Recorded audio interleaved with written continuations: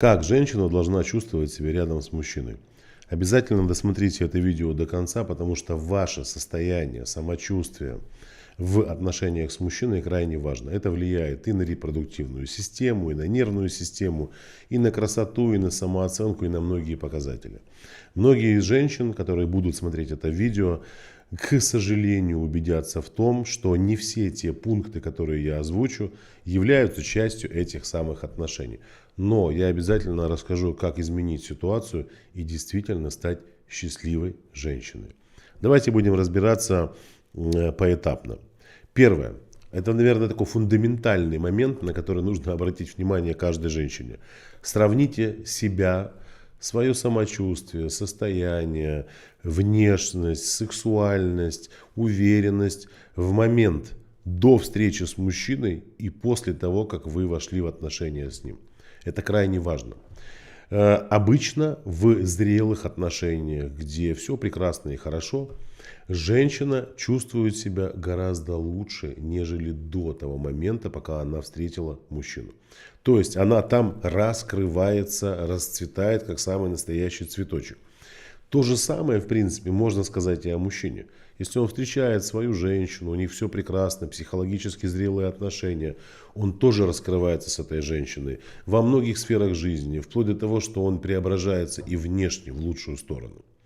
Если наоборот, если рядом с мужчиной вы тревожитесь, нервничаете, самооценка упала, сомневаетесь в себе как в женщине, сомневаетесь в своей сексуальности, у вас появилась масса каких-то установок и убеждений, что вы какая-то не такая, глупая, больная, ненормальная, некрасивая, бревно в постели, еще что-то. Это все говорит о том, что в ваших отношениях что-то не так. И они срочно требуют реанимации. Срочно, потому что отношения – это когда хорошо. Когда постоянная тревожность, страх – это не отношения. Следующий очень важный момент. Женщина в отношениях с мужчиной и рядом с мужчиной должна чувствовать свою ценность и самоценность. И два этих определения взаимосвязаны друг с другом и неразделимы. Когда женщина рядом с мужчиной чувствует свою ценность, ценность как женщина, как личность, как домохозяйка, как любовница, как подруга, то есть она в разных состояниях проявлена, в разных амплуа. Безусловно, у такой женщины формируется очень сильная самоценность. Она начинает себя, безусловно, по-другому чувствовать. И обратная ситуация, когда женщина входит в отношения в состоянии самоценности, это подтверждается ценностью, которую подчеркивает мужчина.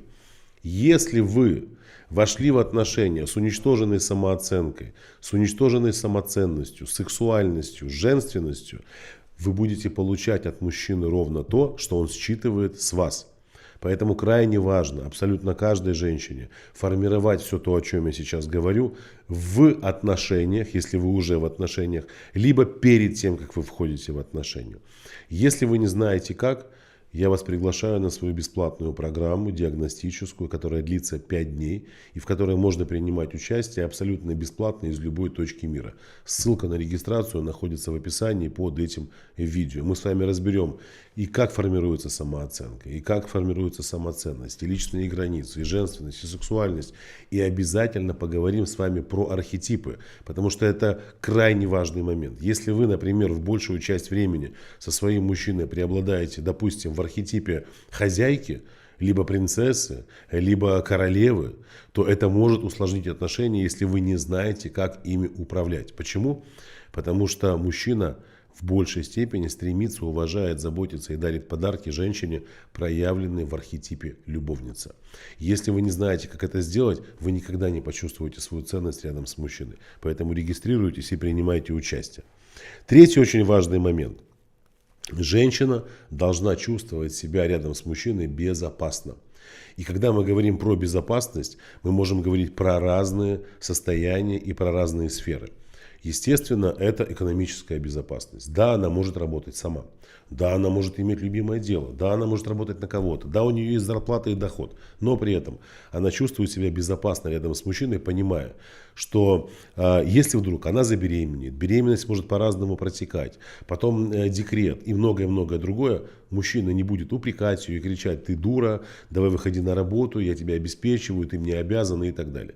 Это безопасность физическая, когда от мужчины не исходит угроза какой-то расправы. Он вас не толкает, не бьет, не замахивается, не душит, не пытается запугать вас своей физической силой. То есть женщина живет в абсолютной безопасности. Это касается и сексуальной безопасности, когда он не шляется направо-налево, не изменяет вам, не сидит на каких-то сайтах с шлюхами либо знакомств, зная, что вам это доставляет какую-то боль. Он не пытается вас каким-то образом приобщить к своим ожиданиям и своим каким-то невротическим потребностям. То есть такой женщине комфортно и хорошо. Ее мужчина предсказуем. Он не психопат, он способен разговаривать, он не орет как придурок, если она пытается как-то объясниться ему и высказать о своих желаниях, просто высказать свое мнение. Это и есть безопасность в отношениях. Марк, вот ты так описываешь все эти качества, что для большинства молодых девушек, возможно, человек с такими качествами покажется скучным, неинтересным.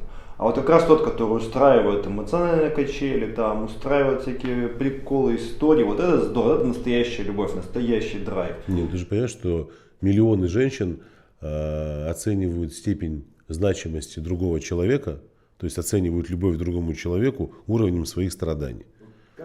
Но это невротички. Это невротики, точка.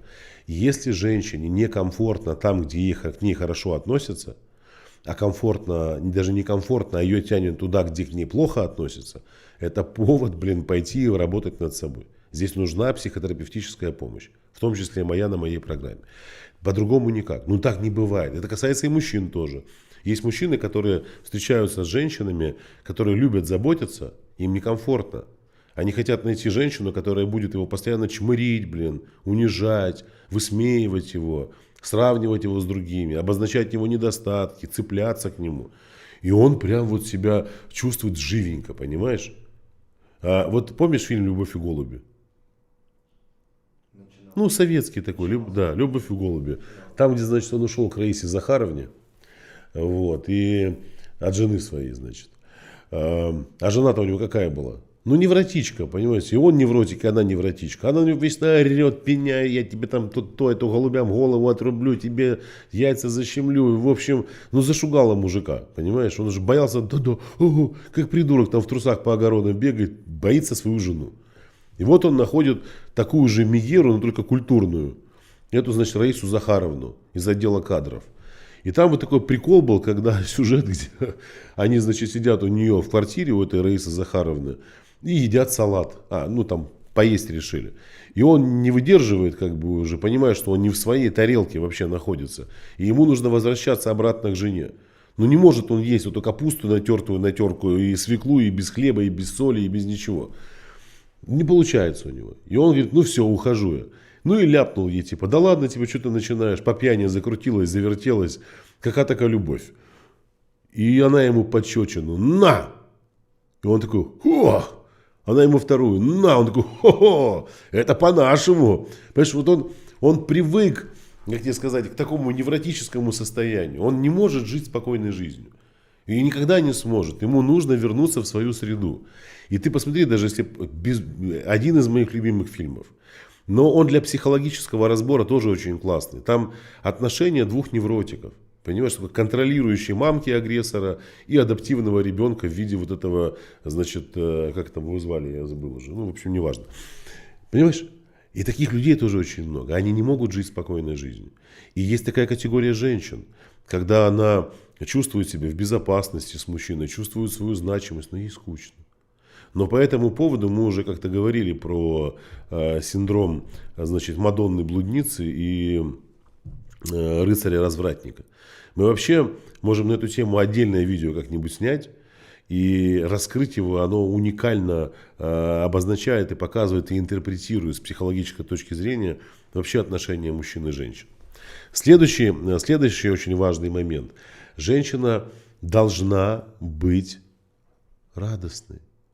Это не говорит о том, что она должна постоянно ходить улыбаться, но от нее должна исходить энергия радости. Почему? Вот женщина, которая находится с нормальным мужчиной, Они проживают разные периоды. Не нужно думать, что есть какие-то благостные отношения, где все всегда радостны. Нет. Там могут быть конфликты, споры, выяснение отношений. Но основное содержание этих отношений, оно все-таки комфортное и радостное. И если женщина перестает радоваться в отношениях с мужчиной, это очень плохо. Этому нельзя найти никаких объяснений, понимаете? То есть это ужас, а не отношения. Это самый настоящий ужас. И понятно, что радость для каждого человека своя. Ну, одна женщина просыпается, вот она смотрит на своего мужа, а он еще спит. И она рада, что он есть. Понимаете? Она рада, что он есть в ее жизни. Она рада, что он ее муж. Она рада, что он отец детей. Она рада, что он добытчик в семье. Она всему рада. И эта радость, она чувствуется. Вот вы же никогда не перепутаете женщину счастливую, значит, и несчастливую. Их невозможно спутать. Они отличаются друг от друга. И та, которая радостна со своим мужем, она раскрывается, она сияет. Потому что у нее гормональный фон совсем другой. У нее центральная нервная система по-другому работает. У нее иммунитет по-другому работает. Вегетативная нервная система, репродуктивная система. Все работает совершенно по-другому. Следующий момент, это, конечно же, очень важный. Это быть услышанной своим мужчиной. То есть, когда женщина понимает, что ее мужчина ее слышит, что значит слышит? Он способен выслушать то, что ее беспокоит. Он способен обсудить с ней. Он способен договориться с ней. Он способен найти оптимальные формы решения вместе с ней каких-то вопросов, где они будут сотрудничать, где и ему будет хорошо, и ей будет хорошо. То есть это человек, мужчина, который абсолютно интеллектуально готов к таким отношениям. Это нормально, это нормально. Безусловно, бывают периоды, когда мужчина хочет помолчать, побыть наедине с собой. Но речь идет о чем? Когда женщина месяцами, годами не может достучаться до мужчины, не может быть услышанной. Это тоже очень важный показатель. Если вы себя так не чувствуете рядом со своим мужчиной, ну, я не знаю, что там у вас за отношения. Ну, вам, наверное, решать, нужны они вам или нет. Безусловно, когда мы с вами говорим про желание быть услышанной, мы здесь во многом также можем ссылаться на, например, те же горловые зажимы, на горловой блок, на тот же брюшной блок. Вот если взять телесно-ориентированную психотерапию и рассмотреть тело женщины и взаимосвязь эмоционального интеллекта, телесных зажимов, той же пластичности телесной, подвижности телесной, мы часто приходим к выводу, что женщины с уничтоженной самооценкой, самоценностью, психологически незрелые, с телесными блоками никогда не могут быть услышаны своими мужчинами. Они никогда их не слышат и не меняются. Они не прекращают своих деструктивных поступков и действий. Они продолжают гнуть свою линию так, как им хочется. И это один из показателей того, что ваши отношения постепенно умирают. Поэтому, если вы хотите и с блоками справиться, и с психологической зрелостью разобраться, и с сексуальностью своей, под этим видео есть ссылочка на мою бесплатную программу «Я такая одна, удобная или уникальная». Регистрируйтесь из любой точки мира, абсолютно бесплатно проходите 5-дневную диагностику. Ну и, конечно, очень важный пункт. Как женщина должна чувствовать себя рядом со своим мужчиной? Она должна иметь право оставаться собой. То есть, это говорит о том, что женщина не должна соответствовать иллюзиям, невротическим ожиданиям, либо желанию мужчины сделать из женщины ту, которую он придумал себе в своем сознании. То есть, он ее не ломает. Он не ломает ее ценности, не ломает ее самооценку, ее сексуальность. Он взаимодействует с этой женщиной вот с такой, какая она есть. То есть это называется безусловное принятие. Он воспринимает эту женщину такой, как она есть. Она воспринимает его так же. Это показатель того, что два человека находятся на своем месте. Если вы не можете быть собой рядом со своим мужчиной, а вынуждены ходить в маске, это первый признак того, что вы невротик. Что значит ходить в маске? Это когда вы не способны проявить себя так, как вы хотите в отношениях. Это касается абсолютно всего. И сексуальной жизни, и интеллектуального взаимодействия, и речевых взаимодействий, да, когда вы разговариваете с мужчиной, и многого-многого другого. И эти отношения для такой женщины превращаются в самое настоящее насилие. По факту жизнь проживает не она настоящая, а тот образ и та роль и маска, которую она на себя надела. Если вы были в таких отношениях или сейчас находитесь в таких отношениях, где вы вынуждены ходить в маске, а ваше истинное «я» где-то скрыто от этого мира, напишите, пожалуйста, о том, как вы себя чувствуете в этих отношениях, почему вы там находитесь до сих пор, что вас там удерживает. Ну и, возможно, если у вас был опыт ухода из таких отношений, напишите, как вы это сделали и по какой причине.